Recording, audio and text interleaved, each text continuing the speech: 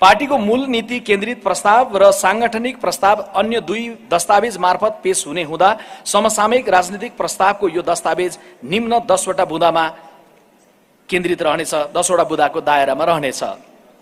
1. लोकतन्त्रको विकल्प समुन्नत लोकतन्त्र। 2. समुन्नत लोकतन्त्रका लागि लोकतान्त्रिक संस्कृति। 3.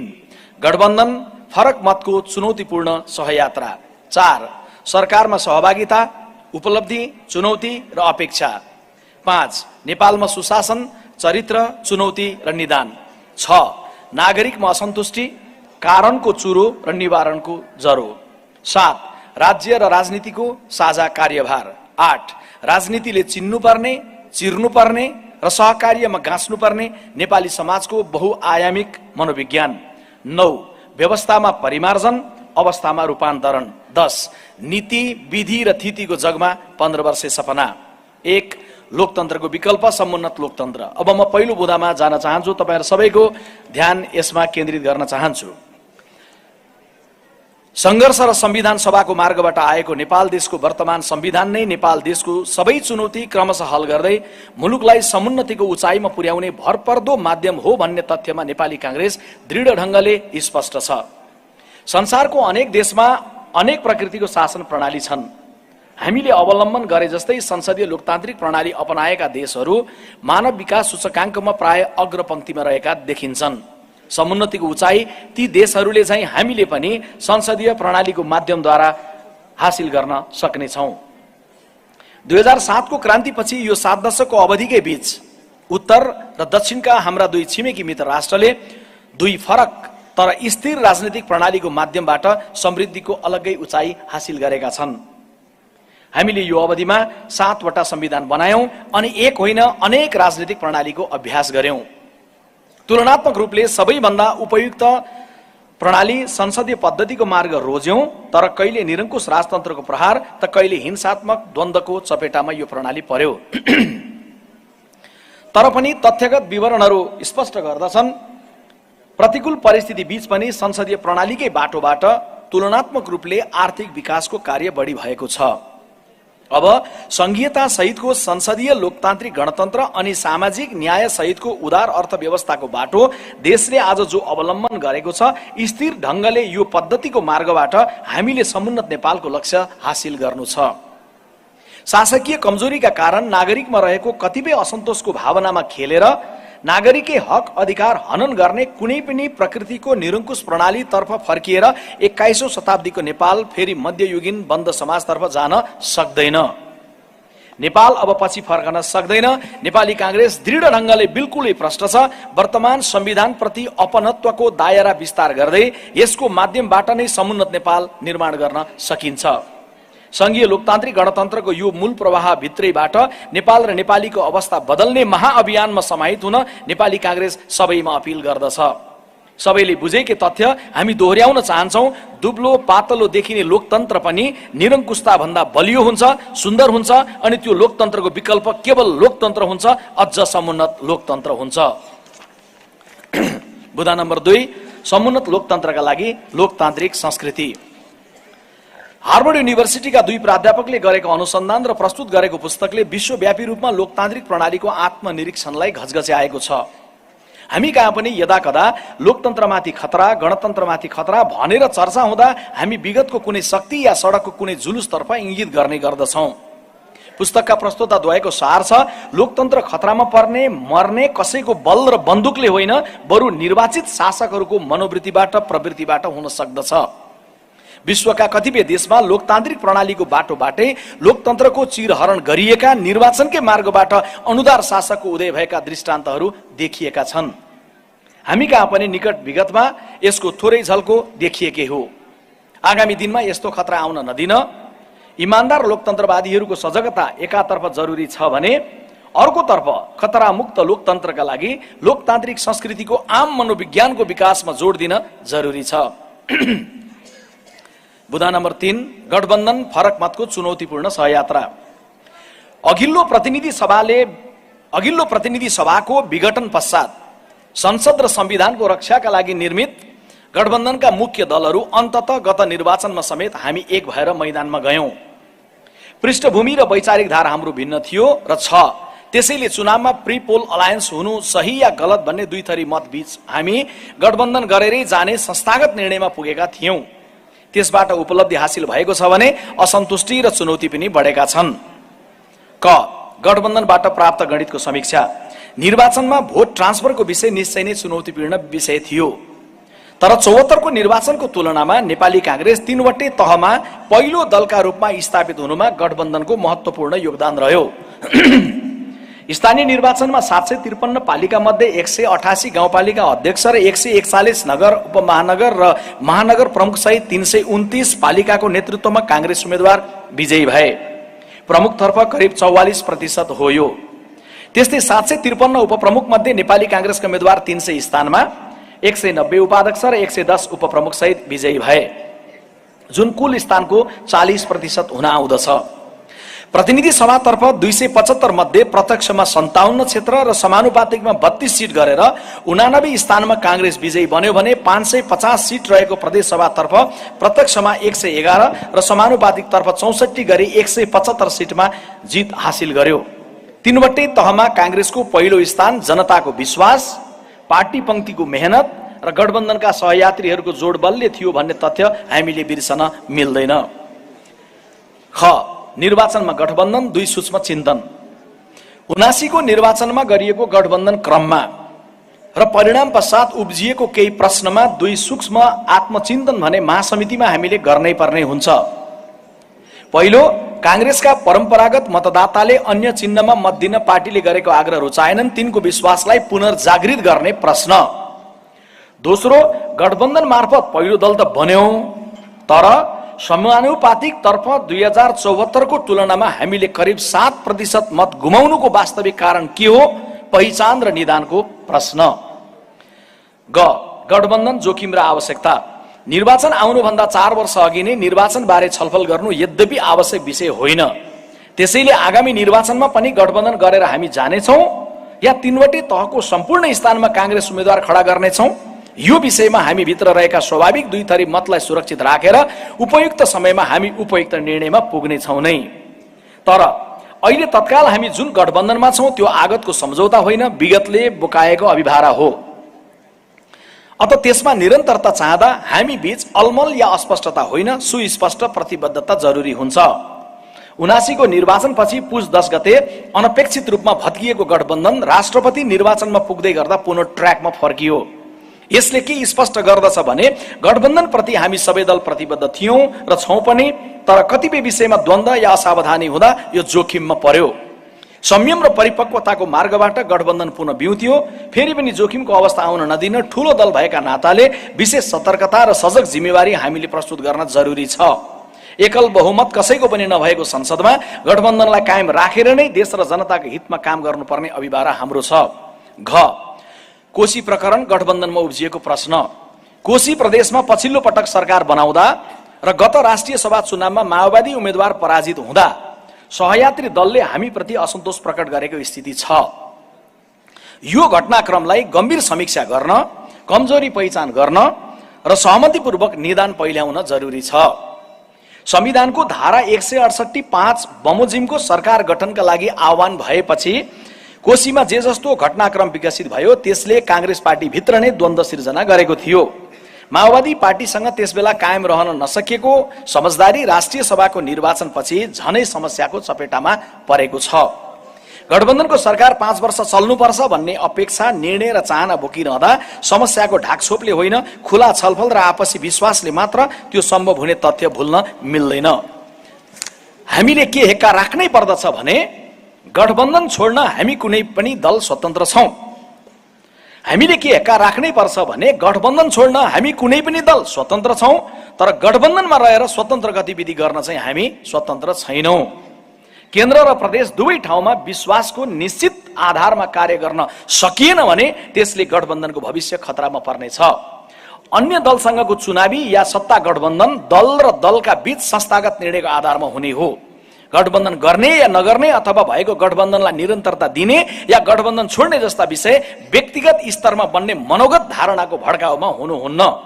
पार्टीले गहन छलफलबाट परिपक्व निर्णय लिनुपर्ने हुन्छ। नेपाली कांग्रेस समग्र परिस्थितिको संयम समीक्षा गरेर आवेगमुक्त ढंगले चल्ने विषयमा संस्थागत रूपले प्रष्ट छ। म गठबन्धनको विषय पछाडि अब सरकारको सन्दर्भमा जान चाहन्छु। चौथो बुँदा छ सरकारमा सहभागिता, उपलब्धि, चुनौती र अपेक्षा। 2074 को निर्वाचनपछि प्रतिपक्षी बनेको नेपाली कांग्रेस 79 को निर्वाचनबाट प्रतिनिधि सभामा सबैभन्दा ठूलो दल बन्यो। एकल बहुमत नभएको स्थिति र शक्ति बाँडफाँडको 5 वर्षे सहमति अनुरूप गठबन्धन भित्रको दोस्रो दलको नेतृत्वमा हामी सरकारमा सहभागी छौं। सरकारमा सहभागिताको वर्ष दिन पुग्ने लाग्दा हुँदै गरेको महासमितिको बैठकमा सरकारको प्रभावकारिता र कमजोरी उपर हामीले खुलेर छलफल गर्नु छ। सरकारमा सहभागिताको वर्ष दिन पुग्ने लाग्दा हुँदै गरेको महासमितिको यो बैठकमा सरकारको प्रभावकारिता र कमजोरी उपर हामीले खुलेर छलफल गर्नु छ भने हाम्रा मन्त्रीहरूले सम्हालेको मन्त्रालयको प्रगति र कमजोरीको पनि समीक्षा हामीले महासमितिको यो बैठकमा गर्नु छ। वर्तमान सरकार मार्फत कम्तीमा संविधान रक्षाको कार्यभार सम्पादन भएको छ। भ्रष्टाचार नियन्त्रण गर्न केही पहल कदमी अनि अपर्याप्त भए पनि सुशासनको दिशामा केही प्रयास देखिएको छ। जटिल मोडमा पुग्दै गरेको अर्थतन्त्र क्रमशः सम्हालिँदै सुधारोन्मुख दिशामा छ। यद्यपि नागरिकको भावना अपेक्षित गतिमा सम्बोधन गर्न र गठबन्धनमै आबद्ध पार्टीका साथीहरूमा भरपर्दो विश्वास जगाउन सरकारले सकिरहेको छैन। संघीयताको मर्म अनुरूप प्रदेशहरूलाई अधिकार सम्पन्न बनाउन निर्माण गर्नुपर्ने केही महत्त्वपूर्ण कानुन निर्माणमा गर्नै नहुने ढिलाइ संघीय सरकारबाट भएको छ। यो एकदमै कमजोरी हो। संघीयता खराब भन्नेले भनिदिँदा पुग्छ, तर आवश्यक हो भन्नेले त्यति भनेर पुग्दैन, कर्मले साबित गर्नुपर्ने हुन्छ। अधिकार सुम्पिनसम्म ढिलाइ गर्दा त्यसले प्रदेश सरकारहरूको गति र प्रगतिलाई असर गरेको छ। संघीय सरकारले अविलम्ब आफ्नो कर्तव्य निर्वाह गर्नुपर्दछ। अधिकार प्राप्तिपछि प्रदेश सरकारहरूले आफ्नो गतिलाई दोब्बर बनाउनु पर्छ। वर्तमान सरकारको सफलता असफलतासँग कांग्रेसको पनि छवि गाँसिएको छ। सरकारले गर्ने राम्रा कामको जस लिन नसक्ने तर अब्जसहरूको भारी बोक्नुपर्ने भन्ने प्रश्न र असन्तुष्टि कांग्रेस पार्टी पंक्तिमा देखिन्छ। पुरै 5 वर्ष यो गठबन्धन कायम रहनुपर्छ भन्ने हाम्रो निर्णय एकातर्फ छ, तर अर्कोतर्फ नागरिकको अपेक्षा अनुरूप सरकारको गति प्रभावकारी ढंगले अघि बढ्न नसकेको यथार्थ छ। कांग्रेसका केही मन्त्रीको कार्य सम्पादन सन्तोषजनक निश्चय नै छ, तर केही मन्त्रीको भूमिका मन्त्रीका रूपमा प्रभावकारी बिल्कुलै देखिएको छैन। कांग्रेसका केही मन्त्रीहरूको कार्य सम्पादन सन्तोषजनक निश्चय नै छ, तर केही मन्त्रीको भूमिका मन्त्रीका रूपमा प्रभावकारी बिल्कुलै देखिएको छैन। प्रदेशका मुख्यमन्त्री र मन्त्रीहरू एवं स्थानीय तहको हाम्रो नेतृत्वको कार्य सम्पादन प्रभावकारिताको समीक्षा प्रदेश कार्य समिति मार्फत अलग्गै गर्नुपर्ने छँदैछ।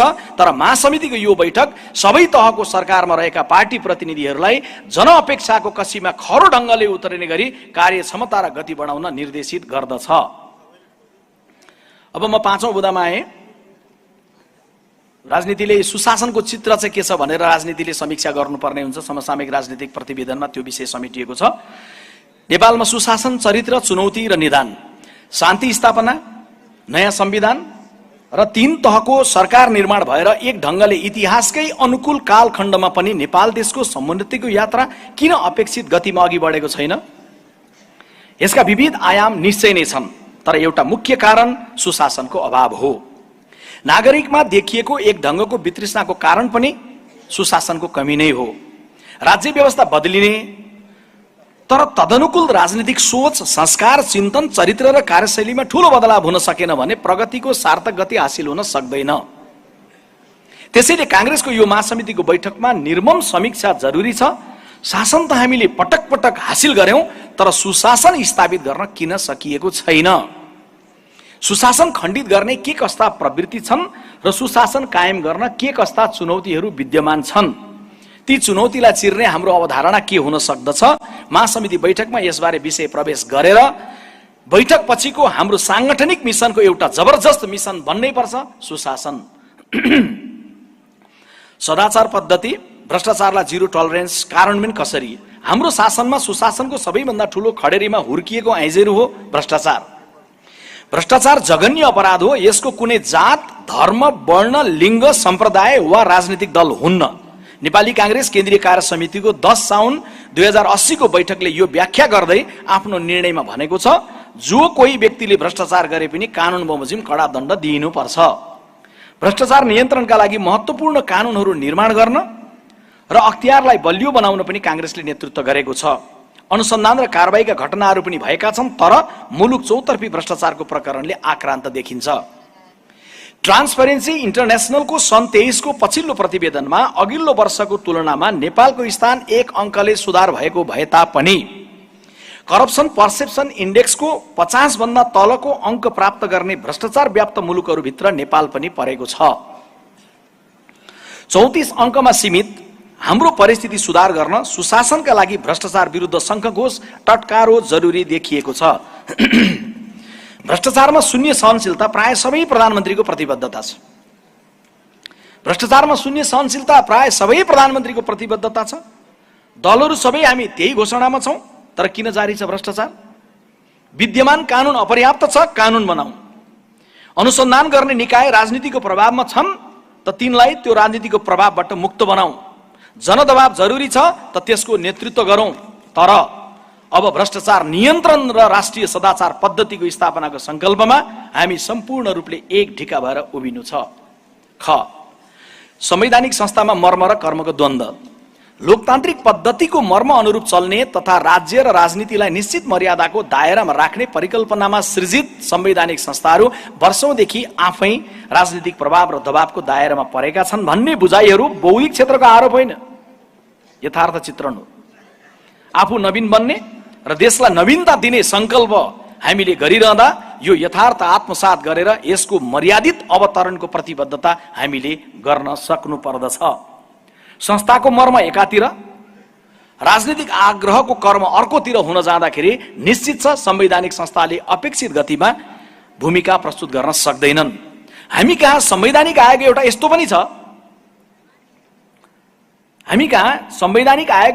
पनि छ, जहाँ सबै एउटै समुदायका छन्, तर नाम चाहिँ छ राष्ट्रिय समावेशी आयोग। यो भन्दा अर्को लज्जास्पद चित्र के बन्न सक्छ? राष्ट्रिय समावेशी आयोग भनेर गठन भएको छ, तर त्यहाँ हेर्नुभयो भने सबै एउटै अनुहारको मात्रै देखिन्छ, त्यही पनि समावेशिता छैन।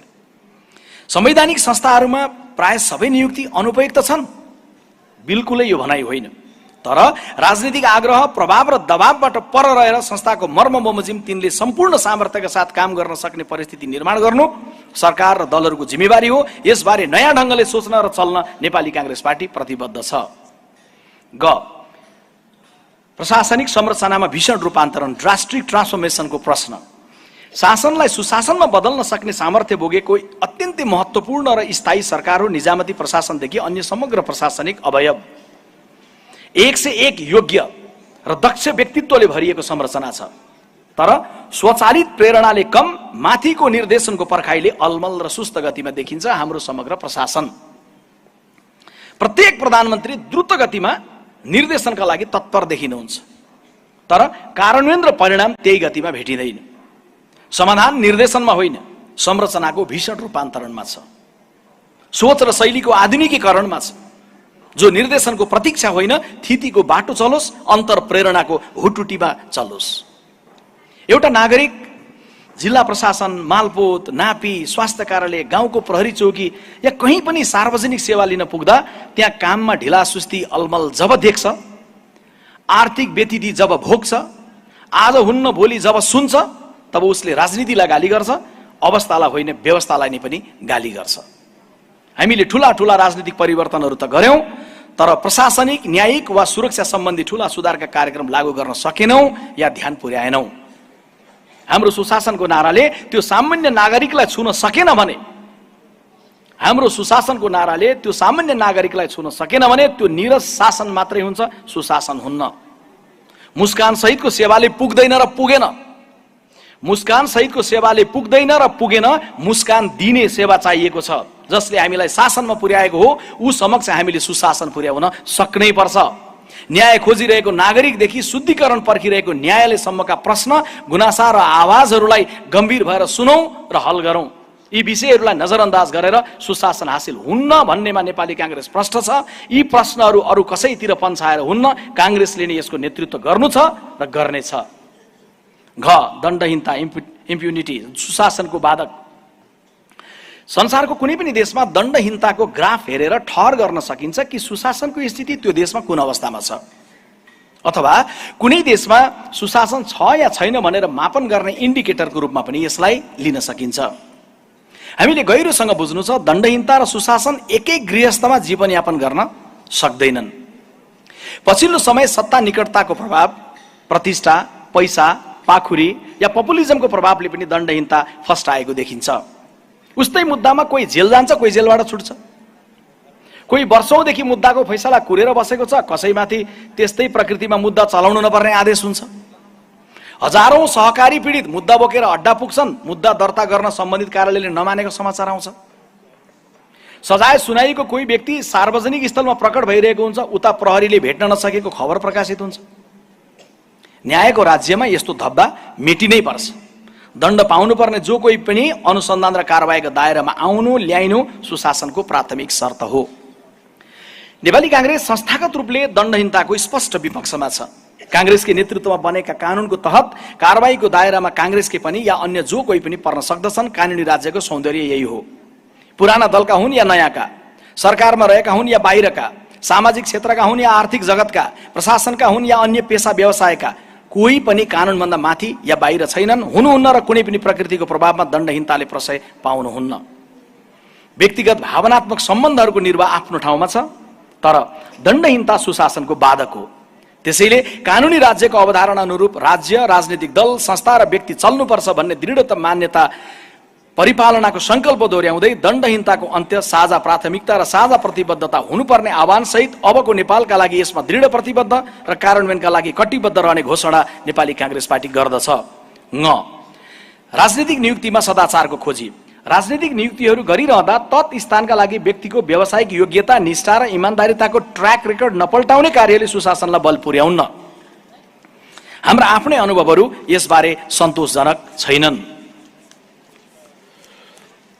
पछिल्लो समय सरकारले गरिरहेको र गर्ने तयारी गरिरहेको कतिपय महत्त्वपूर्ण नियुक्तिहरूमा भागवण्डाको जुन सन्देश गएको छ त्यो आलोचनाको विषय बनेको छ। विश्वविद्यालयहरूको उपकुलपति नियुक्तिको प्रक्रियादेखि व्यक्तित्वको छनौटसम्मको विषयमा सरकारले नागरिकमा नवीन आशा जगाउने ढङ्गले नयाँ सन्देश दिन सक्नै पर्छ। राजनीतिक नियुक्तिमा प्रथमतः व्यक्ति सम्बन्धित जिम्मेवारीका लागि दक्ष हुनै पर्यो, तर सँगैमा निष्ठा र इमानदारीता परीक्षण इन्टिग्रिटी भिटिङ सिस्टमको विधि पछ्याउन जरुरी छ। कैयौं मुलुकले अनुसरण गरेको यो विधिले हाम्रो सुशासनको दिशामा महत्त्वपूर्ण योगदान गर्नेछ। अब बुदा छैटौँमा म पुगेँ। नागरिकमा असन्तुष्टि, कारणको चुरो र निवारणको जरो। आदरणीय साथीहरू, यो भन्दै गर्दा म थोरै बताइहाल्छु। हामीले छलफलको क्रममा गाउँबाट आउँदै गर्दाखेरि देखेका कुन कुरामा, कुन सेक्टरमा नागरिकको के असन्तुष्टि छ, तपाईहरु मार्फत पनि यहाँ आउनुपर्छ। समग्र कुरालाई यहाँ हामीले समाहित गर्नुपर्छ ताकि महासमिति सकिँदा हरेक नागरिकलाई परोस् कि मेरो असन्तुष्टिको विषय कांग्रेसको महासमितिको छलफलको विषय भयो र कांग्रेसले त्यसमा मलम लगाउने संकल्प गरेको छ भन्ने सन्देश पनि जानुपर्छ। त्यसमध्ये केही प्रतिनिधिमूलक चीजहरू चाहिँ तपाईहरु समक्ष म राख्न चाहन्छु। पछि तपाईहरुबाट आएपछि त्यसले पूर्णता पाउनेछ। नागरिकमा असन्तुष्टि, कारणको सुरु र निवारणको जरो। नेपाली समाजमा देशको प्रगतिका लागि एक ढंगको छटपटी छ। हरेक क्षेत्रमा तीव्र विकास र तीव्र परिवर्तनको अपेक्षा समाजले गरेको छ। अपेक्षित गतिमा विकास र परिवर्तन हुन नसक्दा कम्तीमा व्यथिति नियन्त्रण र अव्यवस्थाको अन्त्य खोजिनु एकदमै स्वाभाविक छ। नेपाली समाजमा रहेको एक असन्तुष्टि र पीडाको पहिचान यही समाजले बनाएको सबैभन्दा ठूलो दलको महासमितिको बैठकले गर्नुपर्छ र त्यसलाई क्रमशः हल गरेर जाने संकल्प र दृढता राख्नुपर्छ। कर्णालीको असन्तुष्टि र कांग्रेसको दायित्व। 46 को परिवर्तनपछि साबिक कर्णाली अञ्चलमा मोटर बाटो पुग्यो। सुर्खेतबाट कर्णाली 232 किलोमिटर बाटो कांग्रेसको सोच र योजनामा बन्यो। कर्णालीवासी लाभान्वित र खुसी भए। तर अहिले त्यो राजमार्ग र अन्य बाटोहरूको जुन हालत छ त्यसप्रति कर्णालीमा बेखुसी छ र गम्भीर असन्तुष्टि छ। 46 को परिवर्तनपछि गाउँहरूमा उपस्वास्थ्य चौकी बने। एकबाट एक दर्जन कलेज खुले।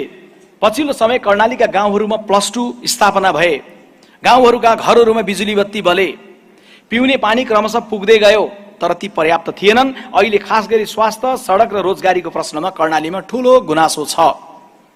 कर्णालीको प्रचुर सम्भावनाको उपयोग गरेर सबल कर्णाली, समुन्नत कर्णाली बनाउने संकल्प, योजना र कार्यक्रम कर्णाली प्रदेश सरकारकै नेतृत्वमा अघि बढाउन संघीय सरकारले विशेष प्राथमिकता दिनुपर्दछ। कांग्रेसले यसमा आवश्यक पहल कदमी लिनुपर्छ, लिनेछ। मध्य प्रदेशसँगै तराईका जिल्लाहरूको असन्तुष्टि र कांग्रेसको संकल्प। मधेस र कांग्रेसको बीचमा कांग्रेसको स्थापना कालदेखि नै गहिरो सम्बन्ध छ। संघीयतामा मुलुकलाई लग्न मधेसको आन्दोलन र कांग्रेस नेतृत्वको सरकारको निर्णायक भूमिका रह्यो। आज मधेस प्रदेशले आत्मसम्मान प्राप्त गरेको छ भने जनसंख्याको आधारमा प्रतिनिधित्व सुनिश्चित भएको छ, तर मधेसले अझै थप सम्बोधनको अपेक्षा राखेको छ। कांग्रेसले त्यहाँको पीडा, भावना र सम्भावनालाई नजिकबाट बुझेको छ। कांग्रेसले मधेसको पीडा, भावना र सम्भावनालाई नजिकबाट बुझेको छ। कहिले बाढीको चपेटा, कहिले सुक्खाले आक्रान्त, रोजगारीको विकराल संकट, स्वास्थ्य बीमाको चेतना नपुगेका गाउँहरू अनि विभेद र विसंगतिका घाउहरू, मधेसमा रहेको पछौटेपन, पीडा र असन्तुष्टि जे जति छन् तिनलाई नजिकबाट आत्मसात गरेर समाधानको साझा खाका बनाउनु छ। तिनलाई संघीयताको मर्म अनुरूपका कानूनहरू निर्माण गर्न संघीय सरकारलाई घचघच्याउँदै प्रदेशकै नेतृत्वमा समृद्ध मधेस समृद्ध देशको अवधारणा अनुरूप कार्य गरेर मधेसको पीडा र असन्तुष्टिलाई सम्बोधन गर्नु छ। 8 वटा जिल्ला समेटिएको मधेस प्रदेशको भूगोलसँगै झापादेखि कञ्चनपुरसम्मको समग्र 21 जिल्लाको विविध प्रकृतिको चुनौती कतिपय आपसमा मिल्दा छन्, कतिपय बिल्कुलै भिन्न छन् अनि कतिपय पहाडसँग मिल्दो जुल्दो छ। 46 को परिवर्तन अघि र पछिको स्थितिमा तराई मधेसका यी जिल्लाहरूको ग्रामीण 46 को परिवर्तन अघि र पछिको स्थितिमा ठूलो फरक यी जिल्लाहरूका ग्रामीण तहसम्म देख्न सकिन्छ। तर हुलाकी मार्गको पीडादेखि कैयौं सडक पूर्वाधार निर्माण सुरु भएर वर्षौंसम्म पूर्णता नहुँदा त्यसले नागरिक पंक्तिमा असन्तुष्टि बढाएको छ।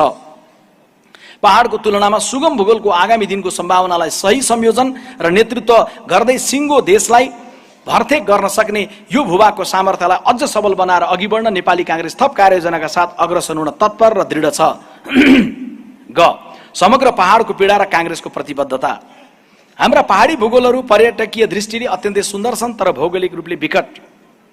त्यो विकटता चिर्ने हाम्रो गति सुस्त हुँदा पहाडले जे जस्तो पीडा भोगेको छ त्यसलाई आत्मसात गर्दै समग्र पहाडी भूगोलको सम्भावनालाई हामीले सामर्थ्यमा बदल्नु छ। खर्बौं रुपैयाँ आर्जन गर्न सक्ने जलविद्युत पहाडकै काखमा छन्, तर पानी पिउन चुनौती भोगिरहेका गाउँहरू पनि पहाडमै छन्। सुन्दर हिमालहरू पहाडसँगै गाँसिएर बसेका छन्, तर त्यो सौन्दर्य छोडेर तराई मधेसतर्फ बसाइ सर्ने क्रम पनि छँदैछ। 46 को परिवर्तनपछि यद्यपि सडक पूर्वाधार मार्फत पहाड र तराईको दूरी घटेको छ। शिक्षा, स्वास्थ्य, खानेपानी र बिजुली तुलनात्मक रूपले उल्लेखनीय रूपमा पुगेको छ। पहाडका विकट गाउँहरू पनि संसारको पहुँचमा सञ्चार माध्यम मार्फत पुगेका छन्। समग्रमा हाम्रो पहाडी जीवनमा सम्भावनाका रेखाहरू कोरिएका छन्, तर अनेकन चुनौतीहरू अझै ज्वलन्त छन्। चुनौतीहरूले नागरिक पंक्तिमा कायम राखेको असन्तुष्टिलाई क्रमशः हल गर्दै समुन्नतिको यात्रामा सँगै अघि बढ्ने संकल्प र प्रतिबद्धतामा कांग्रेस छ। पहाडको भोक टार्न सक्ने सामर्थ्य मधेससँग, त मधेसको तिर्खा मेट्न सक्ने क्षमता पहाडसँग छ। यी दुवैका कतिपय उस्तै पीडा त कतिपय भिन्न चुनौतीलाई अझ आत्मसात गर्दै क्रमशः सम्बोधन गर्दै कांग्रेस अघि बढ्नेछ। घ जाति, लिङ्ग, समुदायका मुद्दामा कांग्रेसको भावना। वर्तमान संविधान यस्तो दस्तावेज हो जहाँ रहेका अधिकारहरू कसैले कसैलाई दिएको होइन, सबैको सहभागिता र साझा अपनत्वमा निर्मित हो। महिला, मधेसी समुदाय, आदिवासी जनजाति, थारू र दलित समुदायले संविधान निर्माणमा प्रत्यक्ष सहभागी भएर आफ्ना लागि विगतमा भन्दा बढी अधिकार र पहुँच संविधानमा स्थापित गरेका छन्, सुरक्षित गरेका छन्। तर समुदायको सशक्तिकरणका लागि विविध प्रकृतिका माग, मुद्दा, गुनासा र असन्तुष्टिहरू पनि विद्यमान छन्। अपाङ्ग समुदायको अलग्गै पीडा र मागहरू छन्। त्यसभित्र पनि दृष्टिविहीनहरूले भोग्नु परेको व्यथाको अलग्गै कथा छ। तेस्रो, लिङ्गीका रूपमा परिचित LGBTQI समूहले अघि सारेका विषयहरू छन्। अन्य थुप्रै समुदायका थुप्रै विषय छन्। संविधान निर्माण गरिरहँदा देशको नेतृत्व गरेको दलका नाताले नेपाली कांग्रेस यावत विषयलाई क्रमशः हल गर्दै जानुपर्छ भन्ने मान्यतामा बिल्कुलै प्रष्ट छ। न नेपाली महिलाका पीडा, चुनौती र सशक्तिकरण। 21औं शताब्दीमा संसार पुगे पनि नेपाली महिलाहरूको संसार अझै पनि अनेक पीडा र चुनौतीसँग जुधिरहेको छ। एकातर्फ हरेक क्षेत्रमा नेपाली महिलाहरू क्षमता सम्पन्न प्रस्तुतिका साथ अघि बढ्न लालायित देखिएको छ भने अर्कोतर्फ दाइजो, बोक्सी लगायतका प्रथाहरूका कारण अझै पनि प्रताडित भइरहेको स्थिति छ।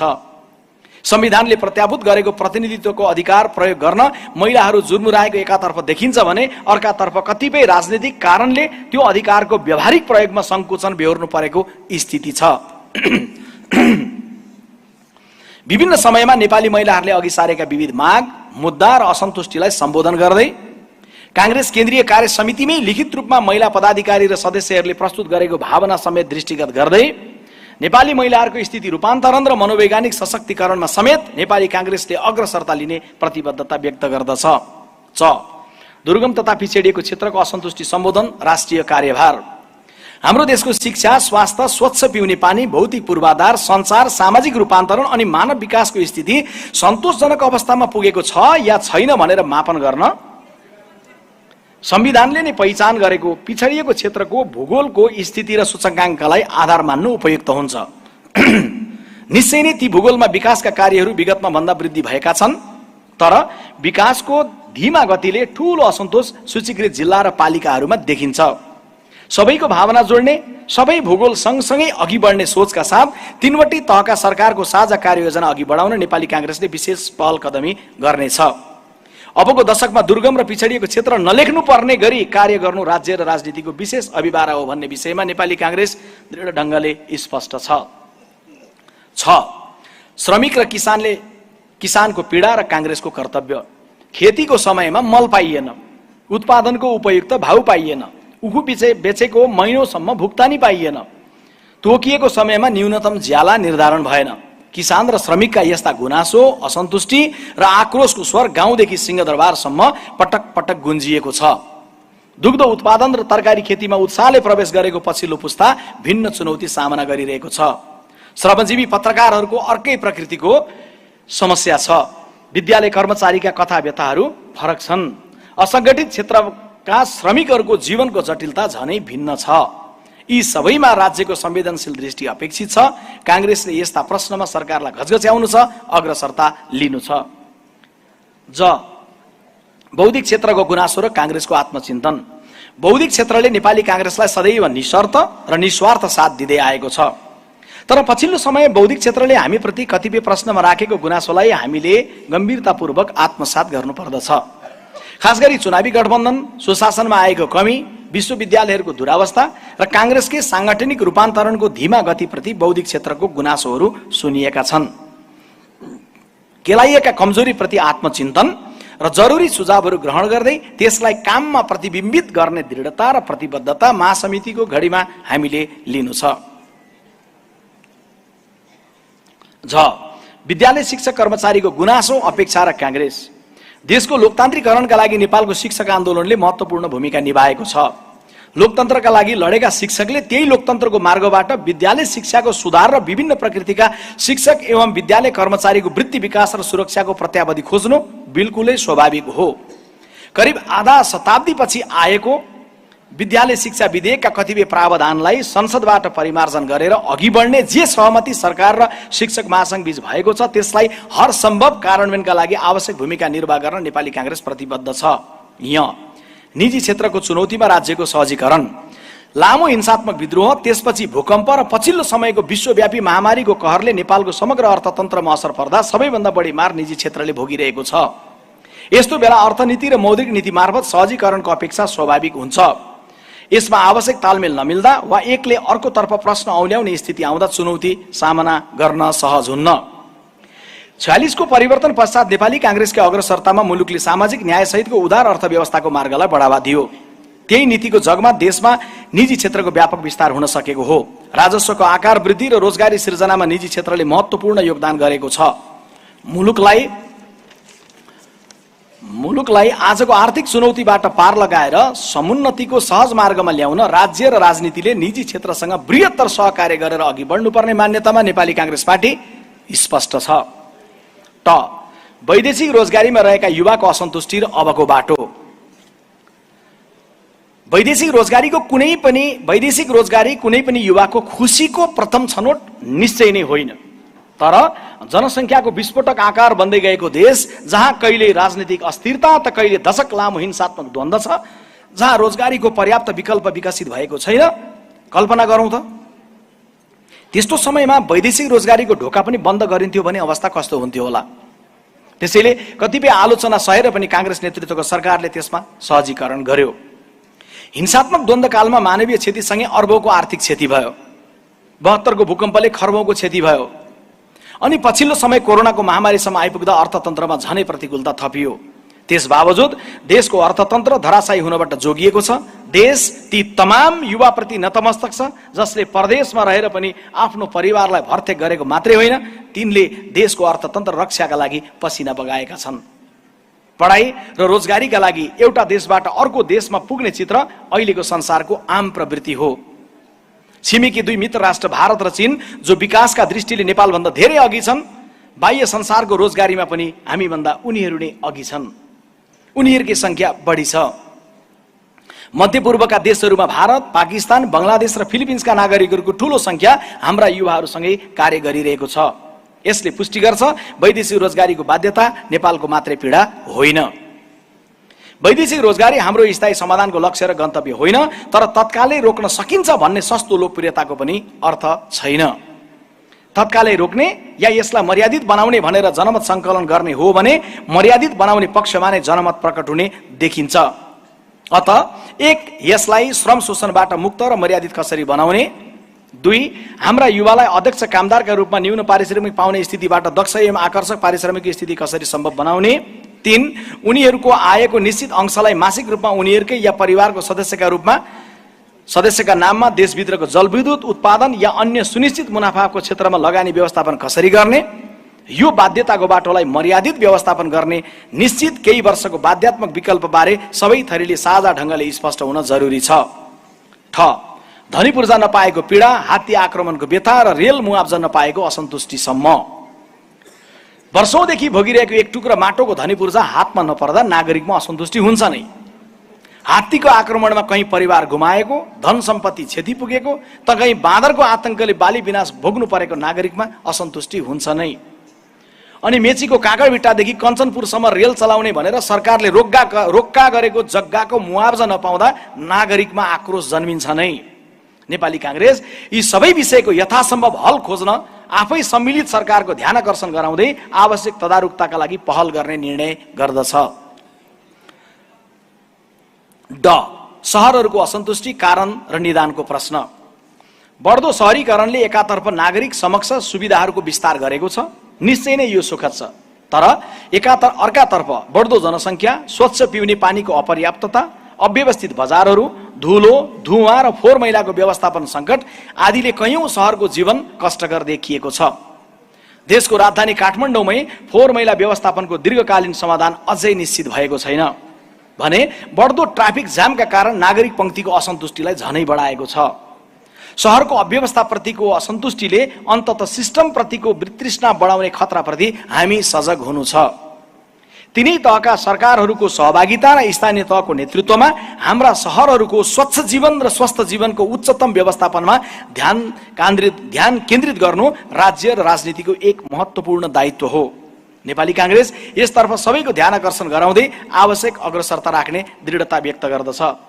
शहरहरूको सन्दर्भमा केही बेर अगाडि मात्रै पार्टीको महानगरका सभापतिजीहरूले बाहिर पनि भेटेर यस बारेमा केही सुझावहरू पनि दिनुभएको छ। तपाईहरुबाट आउने सुझावहरू पनि बाहिरबाट पनि आउने सुझाव तपाईहरुले लिएर यहाँ प्रस्तुत गर्न सक्नुहुनेछ। सातौं बुदामा गए राज्य र राजनीतिको साझा कार्यभार। हामीले राजनीतिक रूपमा हाम्रो गतिविधि बढाउँदै गर्दाखेरि यस्ता कतिपय विषयहरू छन् जुन विषय हाम्रो मात्रै होइन, हामीले अरू दललाई पनि अपिल गरेर साझा कार्यभार हो है यो चाहिँ भनिराखेर हामीले भन्नुपर्ने हुन्छ। त्यसमा नेपाली कांग्रेस के सोच्दछ त? हाम्रो समसामयिक राजनीतिक प्रस्ताव मार्फत हामी केही साझा कार्यभारको विषयहरू हामी यहाँ प्रस्तुत गर्दैछौँ। तपाईहरुको प्रस्ताव सुझावहरू पछि यसलाई थप परिमार्जित गरेर देशको साझा राजनीतिक कार्यभारको विषयमा पनि हामी डकुमेन्टलाई पूर्णता दिन्छौँ। राजनीतिक दलहरूका फरक फरक दृष्टिकोण र दलगत प्रतिस्पर्धा बीच पनि केही महत्त्वपूर्ण विषय यस्ता छन् जसलाई साझा ढङ्गले आत्मसात गर्न र सम्बोधन गर्न जरुरी छ।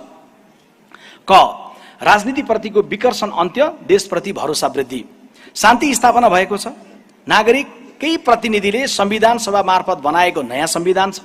नागरिककै मतबाट निर्वाचित जनप्रतिनिधिले 3 तहको सरकार बनेको छ।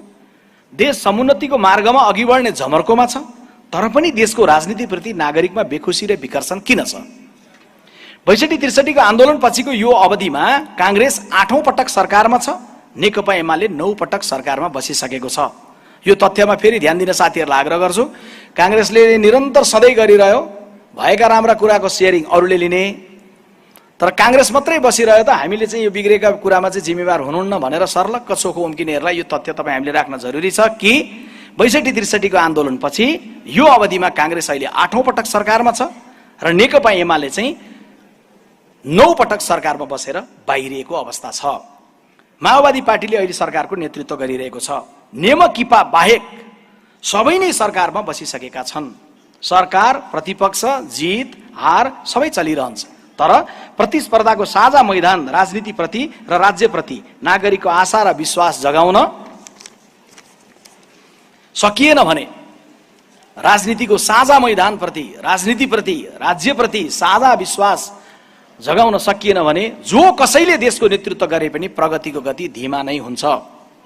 अत विकर्षणका कारणहरू पहिचान गरेर त्यसको अन्त्य गर्ने पहल कदमी हामी सबैको साझा कर्तव्य हो।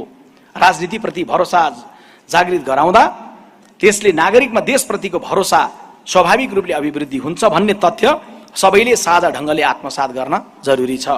ख, छिमेकी दुवै मित्र राष्ट्रसँग बृहत्तर सहकार्यको साझा खाका। अहिलेको राजनीतिले सोच्नुपर्ने एउटा साझा कार्यभार समसामयिक प्रतिवेदनमा यो उल्लेख गरिएको छ।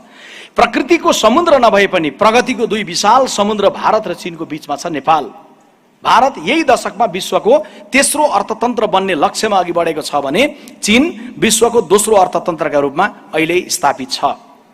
यतिको सामर्थ्य बोकेका दुई छिमेकीसँग बृहत्तर आर्थिक सहकार्य गर्दै दुवैको आर्थिक वृद्धिबाट लाभान्वित हुँदै अबको दशक डेढ दशकमा नेपाल देशले समुन्नतिको एउटा उचाइ हासिल गर्ने लक्ष्यका साथ हामी अघि बढ्नु छ। यसका लागि साझा राष्ट्रिय अठोट अपेक्षित छ, जसले दुवै देशसँगको सीमा सम्बन्धी विषयको हल गर्ने परिपक्व पहल समेत गर्न सकोस् र दुवै राष्ट्रसँग राजनीतिक आग्रहमुक्त नितान्त व्यावसायिक परियोजनाको साझा खाकामा सिङ्गो देशलाई विश्वासमा गाँच्न सकोस्। अरबौंको ऋण लिएर हामीले बनाएका दुई अन्तर्राष्ट्रिय विमानस्थल एक ढङ्गले प्रयोजनहीन अवस्थामा छन्। मुलुकको अर्थतन्त्रले चुनौती सामना गरिरहेका बेला विमानस्थलहरूको यो अवस्था हाम्रो लागि बिल्कुलै सुखद छैन। यस्तो समयमा बलियो राजनैतिक र कूटनीतिक इच्छा शक्ति अपेक्षित छ, जसमार्फत उत्तर र दक्षिणका दुवै मित्र राष्ट्रसँग हामीले सार्थक व्यावसायिक संवाद गर्न सकौं। भारत र चीन दुवैको जनसङ्ख्या 1 अरब 40 करोड भन्दा माथि छ, अर्थात् 3 करोड हाराहारीको जनसङ्ख्याको नेपाल उत्तर र दक्षिणको जोडेर करिब 3 अरब जनसङ्ख्याको बीचमा छ। भुटान र सोमालिया समेतसँग व्यापार घाटा बेहोरिरहेको नेपालका लागि 7 सिमानामा 3 अरब जनसङ्ख्या व्यापारका लागि अत्यन्तै विशाल बजार हो। यो पृथ्वीको कुनै अर्को देशले आफ्नो सिमानामा यति ठुलो बजार प्राप्त गरेको छैन। म यो वाक्य दोहोर्याएर भन्न चाहन्छु, यो पृथ्वीको अर्को कुनै देशले आफ्नो सिमानामा यति ठुलो बजार 3 अरबको जनसङ्ख्याको बजार प्राप्त गरेको छैन। यसको समुचित उपयोग गर्न हाम्रो राज्य र राजनीतिले दूरदर्शिताको पूर्ण परियोजनाको निर्माण गरेर त्यसलाई साझा कार्यभारको रूपमा अघि बढाउनु छ। ग, पर्यावरण रक्षा सहितको भौतिक विकासमा गति। मैले यता ध्यान आकर्षण गरे। भौतिक विकास र पर्यावरणको रक्षा एकसाथ हुन सक्छ भन्ने प्रश्नमा बहस छँदैछ, तर हामीले अबको पुस्तालाई कस्तो समाज र कस्तो देश हस्तान्तरण गर्न चाहन्छौँ भन्ने विषयसँगै कस्तो पृथ्वी हस्तान्तरण गर्न चाहन्छौँ भन्ने प्रश्न पनि हाम्रो सामुन्यमा छ। त्यसैले हाम्रो आजको राजनीतिको साझा कार्यभारमा भौतिक विकास गरिरहँदा पर्यावरणलाई कमभन्दा कम क्षतिका साथ सम्पन्न गर्ने अत्यन्तै संवेदनशील विषयले पनि प्रवेश पाउनु पर्दछ। घ, भौतिक पूर्वाधार निर्माणमा गति बढाउने प्रश्न। देश बन्दैन, बन्दै छैन, देशमा केही भइरहेको छैन भन्ने भाष्य एकातर्फ छ, तर देशभर कैयौं सडक र पुलको निर्माण सुरु भएर ढिलो काम भइरहेको व्यापक जनगुनासोले केही भइरहेको छ तर ढिलो गतिमा भइरहेको छ भन्ने स्पष्टीकरण प्रस्तुत गरेको छ। यो ढिला सुस्तीको अन्त्य अबको राजनीतिको एक साझा कार्यभार बन्नुपर्छ। कानुन अपर्याप्त छ, कानुन बनाऊ। खरिद ऐनमा समस्या छ, सुधार गरौं। भुक्तानीमा ढिलाइ छ, ढिलाइ नगरौं। टेन्डर प्रक्रियामा अलमल छ, अलमल नगरौं। 3 शिफ्टमा काम गर्न आवश्यक सबै बन्दोबस्त मिलाउँ, तर भौतिक पूर्वाधार निर्माणको कार्यमा रहेका सबै बाधा, ढिलाइ र व्यतिथि भत्काएर काममा गति बढाउँ। आजको एक साझा कार्यभारका रूपमा साझा ढङ्गले यसलाई आत्मसात गरौँ। ङ, विद्यालय शिक्षादेखि विश्वविद्यालयसम्मको सुधार। स्वस्थ राजनीतिक बहसहरू लोकतन्त्रमा सर्वस्वीकृत हुन्छन्, सर्वत्र स्वीकृत हुन्छन्। तर नकारात्मक राजनीतिक द्वन्द्व र त्यससँग जोडिएर हुने हस्तक्षेपहरूबाट कम्तीमा शैक्षिक प्रतिष्ठानहरूलाई अनिवार्यसँग जोगाउनु पर्ने जिम्मेवारी हामी सबैको साझा अभिभारा हो। आजको संसार, आजको चुनौती र अबको आवश्यकताको कसीमा अहिलेको शिक्षा, हाम्रा विद्यालय र विश्वविद्यालयहरूको समग्र सुधार हाम्रो राज्य र राजनीतिको साझा कार्यभार हो। नेपाली कांग्रेस यसका लागि सबै खाले आग्रह पूर्वाग्रह भन्दा पर रहेर साझा सोचको अपेक्षा र अपील गर्दछ। नेपाली खेलकुदको उचाइ एक साझा संकल्प। जहिले पनि क्रिकेटको प्रतिस्पर्धा हुन्छ, नेपालले विजय हासिल गर्छ, नेपालले जितिरहेको हुन्छ, तर नेपालको राजनीतिले त्यहाँनिर फेरि आलोचना बेहोरिरहेको हुन्छ। हामी सबैले नोटिस गरेका छौँ यो। त्यसैले यो विषय हामीले चाहिँ राजनीतिले सुन्नुपर्ने विषयको रूपमा यसमा समाविष्ट गरेका छौँ। पर्याप्त प्रोत्साहन र प्रशिक्षणको अभाव, तलब सुविधा र आयको न्यून स्थिति अनि बन्दै गरेका आधुनिक रङ्गशालाहरू अझै नटुङ्गिएको वास्तविकता। यस्तो चुनौतीको बावजुद नेपाली क्रिकेटरहरूले अन्तर्राष्ट्रिय प्रतिस्पर्धा मार्फत देशको प्रतिष्ठा अभिवृद्धि गरेका छन्। नेपाली कांग्रेस ती प्रत्येक खेलाडीलाई सम्मान गर्दै समग्र नेपाली खेलकुदको विकासका लागि रङ्गशालाको पूर्णता, आवश्यक बजेट र व्यापक प्रोत्साहनको कार्यक्रम बनाउन आफू सम्मिलित सरकारको ध्यानकर्षण गराउँदै पहल कदमी लिने प्रतिबद्धता व्यक्त गर्दछ। नेपाली खेलकुदको श्रीवृद्धि राज्य र राजनीतिको साझा कार्यभारको अर्को महत्त्वपूर्ण विषय यो बन्नु पर्दछ। 6. कला, साहित्य, सङ्गीत र सिनेमा। देशको राजनीतिले देशको कला, साहित्य, सङ्गीत र सिनेमालाई चिनेन, सुनेन, हेरेन र बुझेन भन्ने व्यापक गुनासो त्यो वृत्तमा देखिन्छ।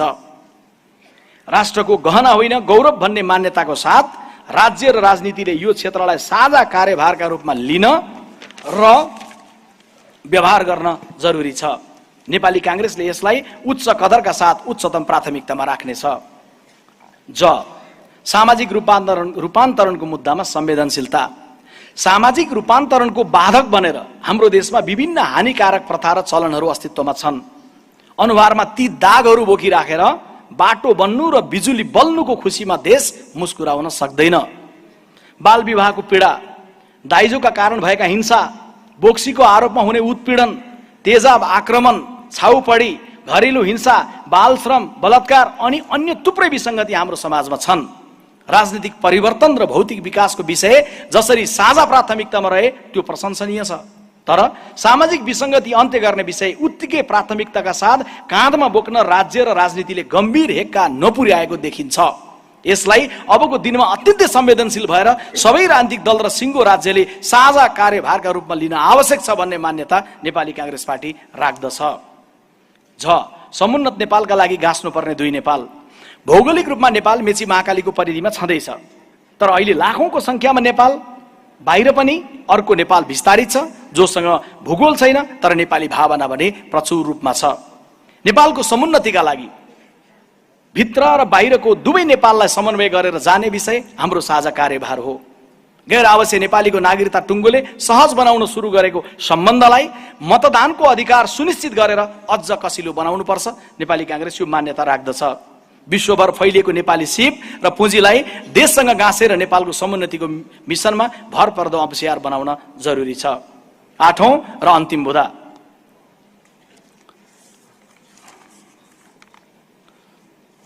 दोस्रो अन्तिम रहेछ, अन्तिम त्यसपछि चाहिँ 8औं, राजनीतिले चिन्नुपर्ने, चिर्नुपर्ने र सहकार्यमा गाँच्नुपर्ने नेपाली समाजको बहुआयामिक मनोविज्ञान। नेपाली समाजमा चाहिँ कस्तो मनोविज्ञानहरू, कस्ता मनोविज्ञानहरू छन् त, जसलाई हामीले कुनैलाई सहकार्यमा गाँच्नु छ, कसैलाई चिर्नु छ, कसैलाई विश्वासमा लिनु छ, कसैलाई सोझ्याउनु छ। यी कुराहरूको बारेमा थोरै टिपोट यहाँ छ। तपाईहरुबाट आएको सुझावपछि यसले पूर्णता प्राप्त गर्नेछ।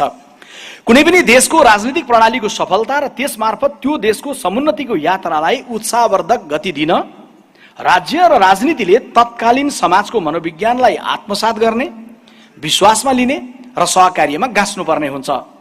अनेकौं जंगार तरेर नेपाल अग्रगतिको मार्गमा आइपुगेको छ।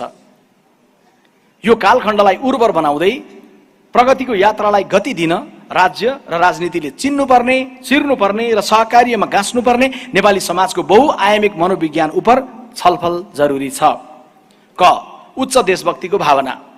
आम रूपमा नेपाली समाजमा देशभक्तिको भावना प्रचुर रूपमा भरिएको छ। देशप्रति बाह्य शक्ति कसैको पनि कहिल्यै पनि कुनै पनि वक्र दृष्टि पर्नुहुन्न। परेमा त्यस विरुद्ध सिङ्गो देश एक ढिका उभिनुपर्छ भन्ने मनोविज्ञान देशका लागि अत्यन्तै ठूलो पुँजी हो, अत्यन्तै ठूलो शक्ति हो। यो भावनालाई नेपालको समुन्नतिको यात्रामा राज्य र राजनीतिले बृहत्तर सहकार्यमा गाँच्न सक्नु छ। ख, यदाकदा उग्र राष्ट्रवादको प्रस्तुति। हाम्रो समाजमा कतिपय बेला देशभक्तिको भावना निश्चित घटनाक्रमको कारण आकस्मिक रूपमा उग्र राष्ट्रवादमा बदलिएको देखिन्छ। राज्य र राजनीतिले संयमतापूर्वक त्यसलाई विश्वासमा लिन सक्नुपर्छ। नागरिकको निर्दोष भावनाहरूको जगमा कतिपयले त्यसमा राजनीतिको रोटी सेक्ने प्रयत्न गर्छन्। त्यसबारे नागरिक पंक्तिलाई विश्वसनीय ढंगले सुसूचित गर्न जरुरी हुन्छ। उग्र राष्ट्रवादका कारण बाह्य लगानीको वातावरणलाई विगतमा परेका असरहरूले छोडेका असरहरूको पृष्ठभूमिमा उग्र राष्ट्रवादका कारण बाह्य लगानीको वातावरणलाई विगतमा परेका असरहरूले छोडेका असरहरूको पृष्ठभूमिमा फेरि त्यस्तो स्थिति आउन नदिन गम्भीर सतर्कता समाज र राजनीति दुवैले राख्नु छ। ग, निराशा विगतलाई चाँडो बिर्सिने प्रवृत्ति। विगतका अनेकौं पीडा र पछौटेपन बिर्सिँदै जाने अनि तत्काल अघिल्तिरको कुनै समस्या विशेषका कारण निराश बन्ने प्रवृत्ति हाम्रो समाजमा देखिन्छ। संयमतापूर्वक यो मनस्थितिलाई चिरेर निराशालाई क्रमशः आशामा बदल्नतर्फ हामी अग्रसर हुनु छ। घ, संयमको कमी, आवेगको वेग। कुनै समय लामो संघर्षमा पनि संयम थियो राजनीतिमा, अनि अनेकन पीडासँग जुधिरहँदाखेरि पनि संयम थियो समाजमा। त्यो संयमको मात्रा संकुचित हुँदै गएको छ। कम दुःख गरेर बढी लाभ खोज्ने अनि तत्कालै परिणाम खोज्ने यो प्रवृत्तिले राजनीति र सिङ्गो समाजमा आवेगको वेग बढाएको छ। यसलाई राज्य र राजनीतिले संयमसँग समन्वयमा लिन जरुरी छ। ङ, विश्वासको बढ्दो संकट। आज समाजमा डरलाग्दो ढंगले विश्वासको संकट देखिएको छ। व्यक्तिप्रति अविश्वास, परिवारमा अविश्वास, वित्तीय संस्थाप्रति अविश्वास, प्रहरी प्रशासन होस्, राजनीतिक दल होस्, न्यायालय होस्, सबैतिर अविश्वास गरेर आफूलाई बाहेक अरू कसैलाई विश्वास नगर्ने प्रवृत्तिले समाजलाई घोर निराशामा पुर्याउन सक्दछ। अझ त्यो निराशामा मलजल गरेर राजनीतिको फसल काट्ने प्रवृत्ति झनै घातक छ। च, केही गर्ने हुटुटीको बढ्दो लहर। आवेग र निराशा मात्रै छैन, पछिल्लो पुस्तामा देशको प्रगतिको गति बढ्नुपर्ने छटपटी र केही गर्ने हुटुटी पनि देखिन्छ। आफ्नै जीवनकालमा नेपाल बनेको हेर्न चाहने भावनाले सबै बिग्रिरहेको मात्रै छैन, केही बनिरहेको पनि छ भनेर सकारात्मक सम्प्रेषणहरू गरिरहेको पनि देखिन्छ। देशबाट बाहिरिने गरेको तस्बिर र समाचारको आकार भन्दा सानो होला। देशबाट बाहिरिने गरेको तस्बिर र समाचारको आकार भन्दा सानो होला, तर देश फर्किएर गाउँमा कृषि, पशुपालन र अन्य उद्यममा संलग्न भएर कार्य गरिरहेका युवामा आजको नेपाल र अबको नेपालको सपना देखिन्छ। देश बाहिर पढ्न, कमाउन या जीवन खोज्न गएका लाखौं युवामा पनि देशप्रतिको चिन्ता अनि दुई पैसा देशमा लगानी गर्ने भन्ने भावना प्रचुर देखिन्छ। केही गर्ने हुटुटीको बढ्दो यो लहरलाई नवीन विश्वासमा गाँच्न राज्य र राजनीतिले योजनाबद्ध ढंगले समन्वय गर्न जरुरी छ। छ, असन्तुष्टिको कच्चा पदार्थमा पपुलिजमको खेती। विश्वव्यापी रूपमा के देखिएको छ भने जहाँ नागरिक पंक्तिमा असन्तुष्टि छ त्यहाँ संयम, प्रेम, विश्वास, संघर्ष, त्याग र आदर्श भन्दा सस्तो नारा, आवेग र स्टन्टवाद चल्छ र बिक्छ। तर तत्काल बिक्नु र लामो समय टिक्नुको बीचमा फरक हुन्छ। दूरदर्शी भिजन र कमान्ड भएको नेतृत्वले संयमतापूर्वक स्थितिलाई सम्हाल्ने कर्तव्य निभाउन सक्दछ। हाम्रो समाज र राजनीतिमा देखिएको चित्रले हामीलाई घचघच्याएको छ भने समाजले परिपक्व हल खोजेको छ। अन्ततः संघर्ष, आदर्श, अनुभव र जिम्मेवारपूर्ण शैलीमै समाजले आफ्नो भविष्य देख्छ। 9औं र अन्तिम बुँदा, व्यवस्थामा परिमार्जन, अवस्थामा रूपान्तरण। नागरिक पंक्तिमा कतिपय सन्दर्भमा देखिएका असन्तुष्टिलाई कसैले सरकारमा जाने भर्याङ बनाउन खोजेका छन्, त कसैले पुरानो सत्ता फर्काउन सकिन्छ कि फर्काउन प्रयोग गर्न सकिन्छ कि भन्ने भ्रम पालेका छन्। नेपाली कांग्रेसले अवस्थामा परिमार्जन, व्यवस्थामा परिमार्जन, अवस्थामा रूपान्तरणको मार्ग अख्तियार गर्नु छ। क, अवस्था रूपान्तरण गर्न राजनीतिमा परिवर्तन। एउटा समय थियो देशमा राजनीतिक परिवर्तन जरुरी थियो, अब स्थिति बदलिएको छ। हिजो राजनीतिक परिवर्तन, अब राजनीतिमा परिवर्तन हाम्रो कर्तव्य बन्नु छ। ख, व्यक्ति बहिर्गमनको पद्धति, एक्जिट पोलिसी। पार्टीको केन्द्रीय या जिल्ला समितिको सभापति पदमा 2 पटक मात्र जिम्मेवारी सम्हाल्न पाउने प्रावधान नेपाली कांग्रेसले सुरु गरेर कार्यान्वयनमा लगिसकेको छ। यसकै अर्को प्रतिरूप अब मुलुकको शासन प्रणालीमा अवलम्बन गर्न जरुरी छ। राष्ट्रपति, प्रधानमन्त्री, मन्त्री र सांसदको कार्यकाललाई 1, 2, 3, 4 को सिद्धान्तले बाँध्ने पद्धतिको प्रस्ताव नेपाली कांग्रेस गर्दछ। राष्ट्रपति पदको शपथ ग्रहण केवल 1 पटक, प्रधानमन्त्रीको शपथ ग्रहण 2 पटक, मन्त्रीको केवल 3 पटक, सांसदको शपथ के अधिकतम 4 पटक। यो पद्धतिको अनुसरण कांग्रेस पहिला आफूले गर्नेछ र यो पद्धति संवैधानिक बन्दोबस्तका लागि मुलुक समक्ष प्रस्तावित गर्दछ। ग, प्रदेशमा पनि संघको चाहिँ सिस्टम। प्रदेशको हकमा पनि मुख्यमन्त्री बढीमा 2 पटक, मन्त्री 3 पटक र प्रदेश सभा सदस्य 4 पटक हुन पाउने पद्धति अवलम्बन गरिनेछ। प्रदेशतिरै पो बढी ताली आयो त हो।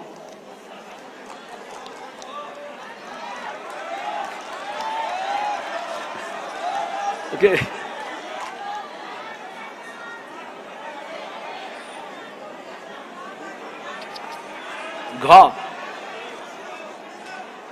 घ पछि घ आयो। घटाउला भइगयो त, घटाउला न। पहिला यो प्रस्ताव पेश गरौँ, भरे तपाईहरुले बोल्दा तपाईहरुको पालामा भन्नु न। त्यसलाई पछि लागू गर्ने भने पनि, यसै पालिदेखि लागू गर्ने भने पनि पछि तपाईहरुले बोल्दा भने भइहाल्यो नि। घ, प्राइमेरीका लागि पाइलट प्रोजेक्ट। राजनीतिक दलहरूले संघ, प्रदेश र स्थानीय तहको उम्मेदवार चयन गर्दा सोही भूगोलको क्रियाशील सदस्य, पार्टी सदस्य या शुभेच्छुकहरूको सहभागितामा चयन गर्ने प्राइमरी पद्धति महत्त्वपूर्ण लोकतान्त्रिक विधि हुन सक्दछ। क्रमशः पाइलट प्रोजेक्ट हुँदै त्यसलाई अंगीकार गर्ने निर्णय नेपाली कांग्रेस पार्टी गर्दछ। न, विज्ञ प्रवेशलाई फराकिलो ढोका। विषय विज्ञ र दक्ष व्यक्तित्वहरूलाई राजनीतिमा प्रवेश र शासनमा सहभागिताको ढोका फराकिलो बनाइनेछ। मन्त्री परिषद गठन गर्दा त्यस्तो विद्वताको, विज्ञताको उपयोग गर्ने सम्बन्धमा संवैधानिक बन्दोबस्तका लागि अन्य दलहरूसँग पनि कांग्रेसले छलफल प्रारम्भ गर्नेछ। च, संसदमा एकै परिवारको प्रश्नको निदान। एउटै घर परिवारमा रहने सदस्य एकै तहको संसदमा हुने गरी पार्टीको उम्मेदवार बन्ने विषय पार्टी र नागरिक पंक्तिमा आलोचित देखिएको छ।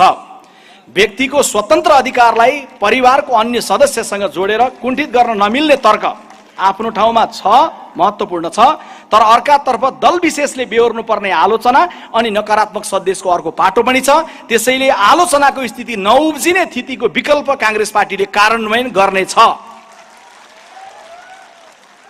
छ पछि छ, राजनीतिक नियुक्तिमा दक्षतासँगै सदाचार। राजनीतिक नियुक्तिमा सम्बन्धित विषयको अध्ययन, अनुभव र दक्षतासँगै निष्ठा र नैतिकताको परख गर्ने इन्टिग्रिटी भेटिङ सिस्टमको विधि अवलम्बन गरिनेछ। ज, सक्रिय प्रोएक्टिभ सरकारका लागि विद्युतीय सुशासन मार्फत रूपान्तरण। संसार प्रविधिको अधिकतम प्रयोगको व्यापकतम प्रयोगको क्रममा छ। प्रविधि मार्फत नागरिकको द्रुत सेवा गर्न सकिने अभ्यासमा कैयौं राष्ट्र पुगिसकेका छन्। हामी त्यो दिशामा ढिलो गतिमा क्रमशः अग्रसर छौं। नागरिकले प्रशासनिक कार्यालयहरूमा ढिला सुस्ती, झन्झट र लामो लाइनमा उभिनुपर्ने पीडा बेहोरिरहेका छन्। प्रविधिको अधिकतम उपयोग गरेर प्रशासनिक सेवा नागरिकले सहज प्राप्त गर्ने अवस्थातर्फ अग्रसर हुन नेपाली कांग्रेसले विशेष पहल कदमी गर्नेछ।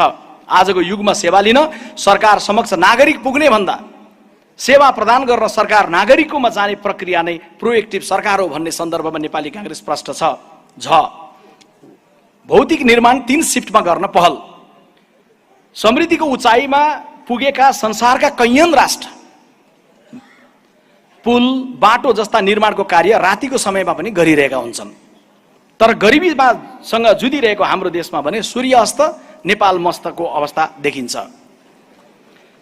कैयौं सडक पूर्वाधारका कामहरू सम्पन्न गर्न वर्षौं ढिलाइ हुनुको कारणहरूमध्ये यो पनि एउटा मुख्य कारण हो।